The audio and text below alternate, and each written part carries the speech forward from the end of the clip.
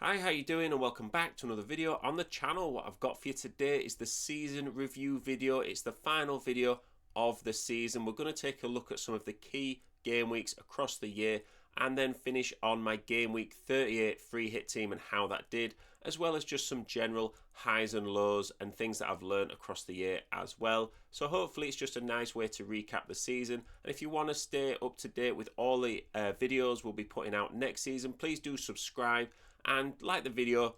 It's always really appreciated, and I'm super grateful for all the support this season. So let's kick it off, and we're going to start with game week 1. So it was a pretty solid game week 1, to be fair, and the ranks can fluctuate so much at this time of the season, but in terms of who I picked in the team, there were some really good players that ended up doing really well. Raya did well across the season, Haaland did well at the start, and even players like Isak and Chris Wood. Chris Wood got off to a great start of the season. Isak took a little bit of time to get going, but I remember sort of thinking to keep the faith with Newcastle as they would come good later in the season, and they really did do that as well. It was unfortunate that players like Saka and Gordon and Son, they got injured at some point throughout the season, and they didn't really have that consistency overall. But I think in terms of a game week 1 team, there wasn't anyone in this team that I look back and think, God, what a nightmare pick. Maybe someone like Andreas Pereira, could have gone for Morgan Rogers instead around that price. But overall, a lot of these players were good picks. None of them ended up being total disasters. So that leads us on to game week 2. And I'm not going to do all 38 game weeks. It was just that I got off to a good start in the season. And part of that was I used my triple captain early on Erling Haaland against Ipswich, and he got a hat-trick and 51 points for a triple captaincy. I remember at the time, and it doesn't even seem that long ago now, people were sort of umming and ahhing about when to use the triple captain and using it on someone like Haaland. It's like, is it too early on? Should we wait for a double game week? And I just decided to go for it and get those points, and it really did pay off. A lot of people captained him, triple captained him even, the following game week because of this, and he didn't do as well, and then it kind of put the pressure on people who hadn't used a triple captaincy yet to really make it work. And because there was the extra chip, like the assistant manager chip this season, the triple captaincy, it was harder to fit it in a double game week. So I was really glad I used it here. And we also had some good players like Gordon and Son that we still had, and Raya, all got double figures in this game week, and it led to 114 points, which was one of the highest totals, and took me up to 23k overall. But it was my highest game week rank of the season of just inside 18k. And I was able to keep that momentum going into game week 4 because this was my top rank of the season. And at the time, I remember saying, overall rank, it doesn't really matter at game week 4. We kind of wait until game week 10 and, take it from there and then set some challenges, because the fluctuations in overall rank are massive at this stage of the season. And I really was glad to be at a good rank and was hoping to keep it going, but it couldn't really be sustained that way with the team that I had. The team that I'm looking at here, having, Leif Davis was good at the time, but the bench especially was just really weak and really trimmed down. And when you have like an Ipswich defender as your starting defender, and then you have a bench like that, I think it does lend itself to probable more red arrows in the future. And if I was going to be doing this again, I think I would just try and always have one strong player on my bench at all times, ready to come in, and then maybe have the two cheaper ones, further down the bench. But to have a bench that was so thin probably didn't do that well. And I remember thinking, I don't need money on my bench, I'm just going to throw it into the start 11. And it maybe did catch me out when some of the mid-price players did start blanking and other players did start getting injured. Then it kind of forced in maybe a couple of transfers. And that then took me to game week 11. Now, round about game week 11 or 12, from being 11k in game week 4, dropped down to about 900k in game weeks 11 and 12, and that was 8 red arrows in 9 game weeks, and they were all small red arrows. I remember thinking, there's not really too much going on, this is like a red arrow of 30, 40, 50k, it's completely fixable. And then I had that 8 times including this one of 500k. You know, 1 week it just absolutely plummeted. And that's when you sort of start hitting the panic button a little bit, because in this game week, nobody really scored. I captained Haaland, and Mbumo got a return, and Mikolenko obviously looks like he got a clean sheet, and so did Robinson. But other than that, just wasn't there. And this team, you do look at it and you think, oh, you know, whilst Palmer was good, you know, Watkins was going through a lean spell, and Foden obviously didn't play, you know, to his best this season. And this was my lowest game week score of the entire year, 38 points, which I was looking back at previous season reviews that I did just to see what my lowest scores were, and they were like 20 points in my worst week. So I didn't have a complete disaster week, but I think it's when other players do well in FPL that you don't own that can really impact it. And this coincided with me not owning Salah until this point, and I'd obviously sold Chris Wood and kept hold of Haaland, and the fact that I didn't own Salah was really just the main reason why I had these red arrows. And so jumping on someone like him earlier next season, if there's a clear, obvious player, would be beneficial. And it wasn't even that Haaland was doing bad at this stage of the season. He was still getting returns. He was still scoring goals. He was just getting one goal or an assist a game week, and Salah was just getting a lot more attacking returns. So this was kind of like one of my lowest ranks of the season, but it did then lend itself to 5 or 6 game weeks later. I had 5 green arrows in a row from this point, and obviously that coincided with selling Haaland and getting in Salah. You know, you can see on the screen now, Captain Salah, and he got 42 points. That's so many points, and they were the sort of things I was missing out on. You know, whilst Haaland previously was getting 10 points, Salah was getting, you know, about 3 times that, and that really did sort of hurt my rank. So here we can see the team is quite a lot more stronger. I got Isak back in as well when he was starting to record some big scores. Raul Jimenez in there. You know, I was flitting between at this stage of the season. I had 5 free transfers banked up as well, and I was just making a transfer every week, just swapping out my third choice striker on whoever I thought had the best fixture, and that was a really good place to be in.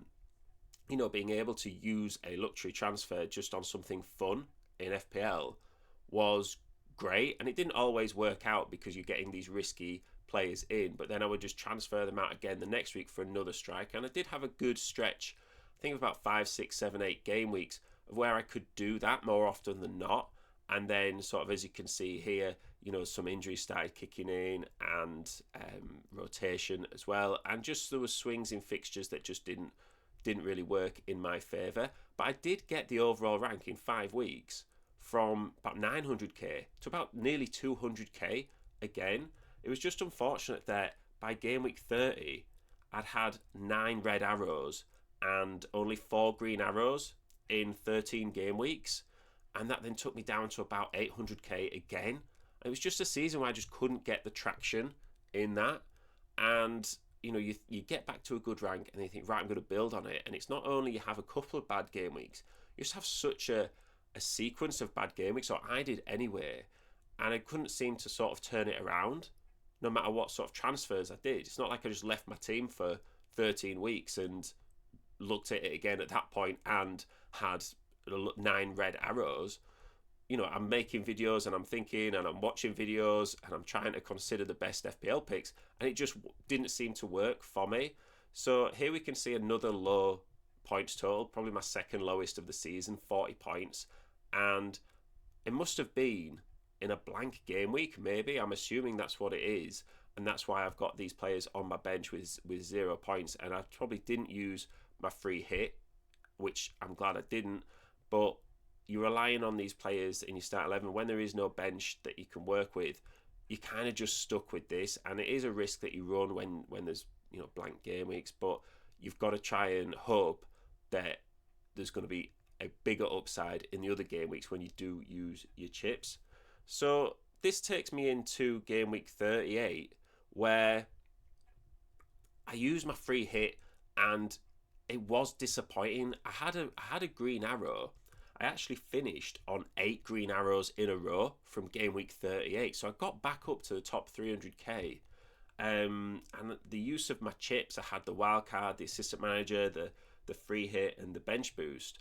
And it was really good to have those at the end of the season. Now, with my bench boost, I did only get 1 point off the bench. I'm not going to show that team again because that was only in game week 37. So if you're watching this, you probably watched that video as well. And I think, just like triple captain, I think next season I just need to make a little note to use the bench boost early on as well, because when you leave it to the end of the season, there just is rotation. I think try and use it in maybe an early double or just an early single game week where my bench have good fixtures, say, right, I'm going to use it now and almost get it out of the way, especially if there's an assistant manager chip again next season that's going to take up 3 game weeks. That does then limit you towards the end of the season if you've saved it as to when you could play your bench boost. And I kind of remember feeling that I was going to just have it in 37. It was my only choice if I wanted to use my free hit in 38 and then my assistant manager a few weeks before. So this team here for my free hit was actually only 1 point better than my actual team going into it. And I had to make some big decisions, and it could have been a lot better. Like in terms of the results that I got, I don't think I made any bad decisions other than not having Semenyo in the team. He got 16 points and he was in the team at one point, and I swapped him out and I took Martinelli and Diaz instead. And part of that was because I had Evan Nielsen, and I thought, well, Evan Nielsen could get those Bournemouth points. And in another world, you have Semenyo and he doesn't score, and Evan Nielsen gets those 2 goals. And I think he's kind of just splitting hairs a little bit, but when there is such a big swing like that, and he was a potential pick, it's not like a player who scored some good points and I wasn't even considering them, because then you think, oh well, I was never thinking of them. It's those players that could have been in your team, that were in your team at one point, that did score well, and you think, oh, right, okay. And also I was disappointed that Welbeck didn't start. Like, Welbeck wasn't in the squad at all. We knew João Pedro wasn't going to play. So even Welbeck was a good pick with the knowledge we had. We didn't know he was going to be out at the time. So whilst Bowen and Bumo and Salah all returned, they were all players that everybody owned. So I wasn't able to really get a bit of a rank rise. And I gambled on the Arsenal defence. So as soon as Southampton scored against Arsenal, it was kind of over in terms of a really big green arrow for the game week. And if you were watching the video before, I was also trying to catch my mate in one of my mini leagues. And I didn't do that, but he didn't own any Arsenal defenders or Newcastle defenders. So that really was an area where I thought I could make ground up. So in hindsight, I still think it was a good idea. Like, if Arsenal had kept that clean sheet, that would have been 12 points, potentially even more with bonus. And that would have been a good way to catch up. And I put Gvardiol and Wan-Bissaka on the bench, and it doesn't look like a good decision here, but hopefully you can understand that because my mate in my mini league owned Gvardiol, I thought, well, if I benched him, I could gain points that way whilst keeping the heavy hitters of Bowen, Salah and Mbumo. So yeah, Newcastle are also a disappointment in this game week, but it is what it is, and it was still a green arrow. And overall, I am quite happy with my rank considering where I was at certain points in the season. When you look at other points in the season, when you're 11k very early on, it was too early to kind of be like, oh, I had this and it slipped away. If you're 11k at game week 4 with 34 game weeks still to go, you can't be too disappointed if you don't finish at 11k, just because there's so much variance still to happen in the season. If I was 11k with 4 game weeks to go and I ended up finishing 300k, which would have been really hard to do at that point, I would have been a lot more disappointed. So yeah, would I have liked more from the bench boost and the free hit? Absolutely. But 8 green arrows at the end of the season was really strong, and I'm okay with my rank. Top 300k, where FPL is so competitive, is a good place to be in. Not the best, but also not the worst. And at one point in the season, my ceiling, my floor, my lowest rank I wanted to get was 500k. So I still was well within that. So let's take a look at the highs and lows just to finish off of the season. And we'll start with the lows just to get them out of the way. And one of them was selling Chris Wood early. So I had a plan where I had Chris Wood at the start of the season, and that was the right call to have. Okay, so having Chris Wood was great. He had a great season, but I had him in when nobody else thought he was going to have a good season. I had him in game week 1, and that was something that was really disappointing then to sell him, because it also linked to disappointments with the other end of the season with my bench boost and free hit. Now, we've talked about that quite a little bit, but what I do want to talk about is not sticking to my original plan, which links to Chris Wood.